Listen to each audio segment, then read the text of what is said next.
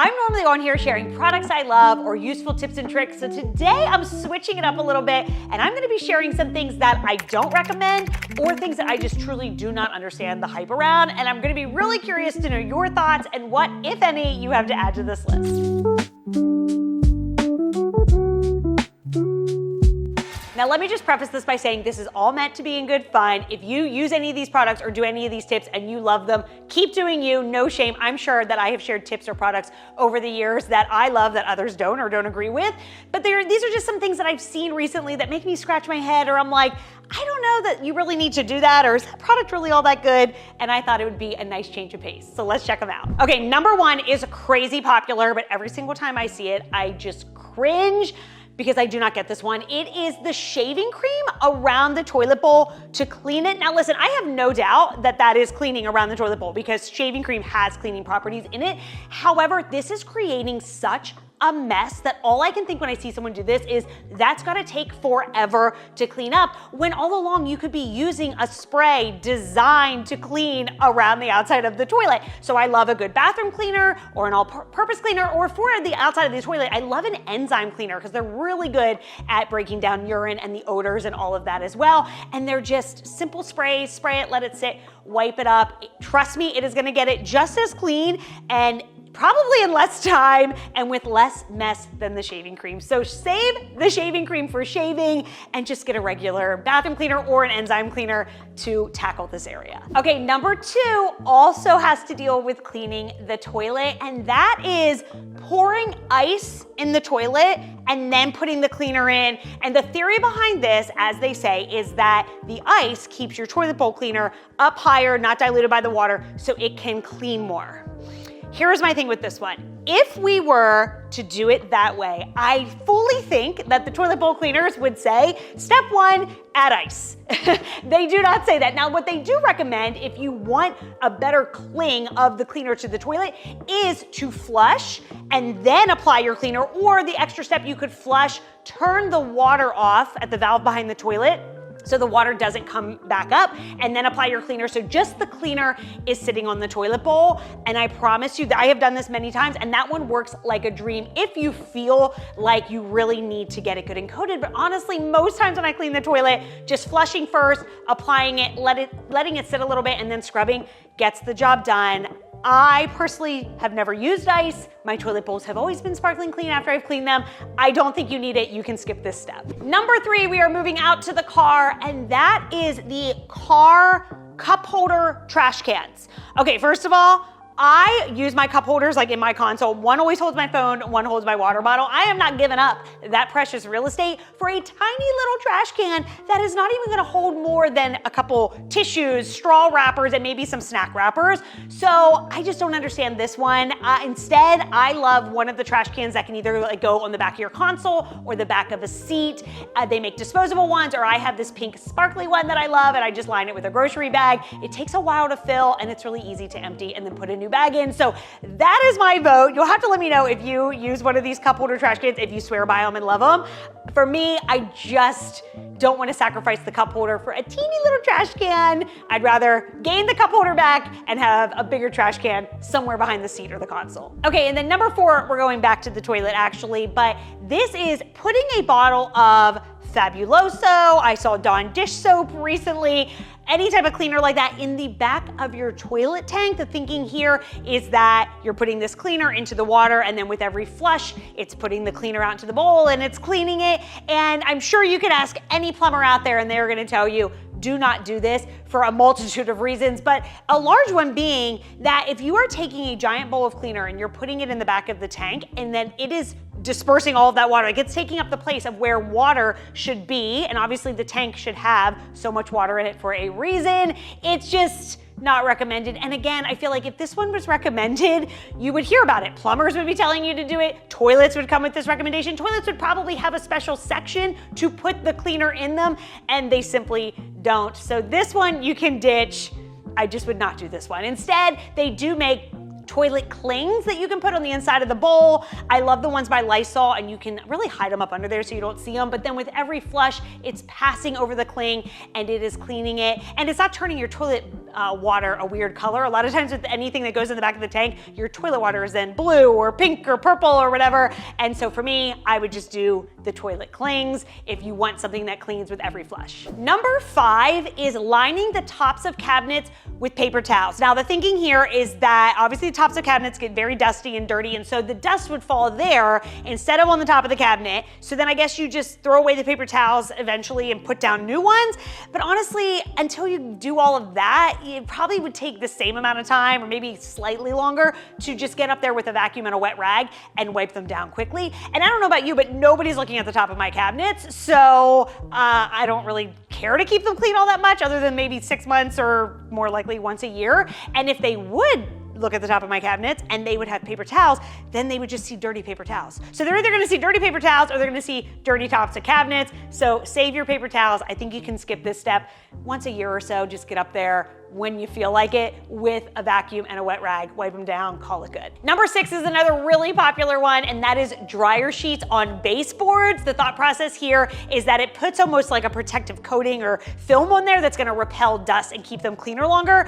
I have tested this out. I honestly didn't see a difference. And the more I think about it, dryer sheets actually create a buildup, especially over time. So if anything, I would think that would attract dust to it. Dust would stick to it. So again, if you love this one and you swear by it, stick with it. For me, I just like to use a baseboard cleaning tool. These are so simple because you just walk around the room and quickly dust them. You don't have to get down on your hands and knees, except maybe like once a year for a good deep clean. So I don't know, this is what I use. I swear by it. I find that I'm able to keep my baseboards clean with it, and I can skip the dryer sheets. Okay, number 8, I have to admit, I recently shared these in a closet organization video because at first I thought they were a really good concept, and now that I've lived with it a little bit, I'm like, I actually don't think these are all that great. It's these hooks that go over your hanger so that essentially you can hang 2 things. So you have like your original item on the hook, then you slide this little thing on and you can hang something else a little like below it. So it's in theory supposed to gain you more space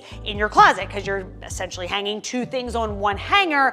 However, these stick out pretty far. So if you're only doing it for 1 or 2 or a couple garments, then yes, I think they are really effective. But if you are looking to fill an entire like bar on a closet with these, honestly, you are not gaining space because the hook takes up a good amount of room. And so in that room that the hook is sticking out, you could just fit another skinny hanger. So for me, I don't think that these really do gain you space if you're gonna do it for everything on the bar. If you're gonna just do it for an item here or there, then it is useful, but I wouldn't, use it for every single hanger because then I do think it starts to take up more space than it saves. Number 8, I actually tested a while back and I wanted to love it. I think the concept is right, but it just fell flat for me. And that is a silicone, one of these little silicone toppers that go on your toothpaste. So the idea here is that you get rid of the cap so you don't have to take on and off a cap each time, especially with kids. This can be really handy. So this cap is like always on there, but it has an opening at the end. So you just pick it up and squeeze and you don't have to replace a cap. Not gonna lie, the visual of this is a little weird, but more than that, you guys, mine got messy. And I think that the whole point is that it's not supposed to be messy. You just pick it up, squeeze, and go. Mine, I felt like were always messy, and I don't know. At the end of the day, I was like, is it really that hard to take the cap on and off? No, so I'm sticking with that method, but if you use these and you love them, keep going with them. Okay, number 9, my cleaning friends may come for me on this one, but I'm just gonna tell you, as somebody who loves to clean, who has been cleaning nearly her whole life, let me tell you the one thing I don't do unless it absolutely needs it. And this is your permission that you don't really have to do it either, and that is wall washing. You guys, I hear people all the time saying like, oh, as part of your cleaning routine, we're washing our walls. First of all, I am not washing my walls monthly, certainly not weekly. It's not even happening every 6 months. If I'm washing my walls, we're talking like a major, I got a wild hair and I'm going crazy during spring cleaning, right? And that is it. But very rarely do I do that. If anything, I just spot clean them. Like, you're never gonna find me cleaning entire walls unless they are super dirty from maybe you moved into a house and the previous owner, had pets or they were smokers and you need to like get stuff off the walls, of course. Or is in our case, a couple months ago, we had our floors ripped out and our walls got crazy dusty. Yes, then the walls need washed. But if you're just living in your house, I personally don't think you need to wash your walls as a common cleaning routine. I don't know who has time for that. I certainly don't. Instead, for me, I spot clean. When I see a scuff or I see a mark, I quickly clean it up. And I have a couple wall cleaners that I love. I will drop them in the description below that make this task really easy. And the other thing with wall washing is you have to be careful because depending on your paint, there are some that you don't want to be putting like water and soap on because it could damage it. So again, if you want to wash your walls and if you have a routine where you do it, you go on with your bad self. I am so impressed with you.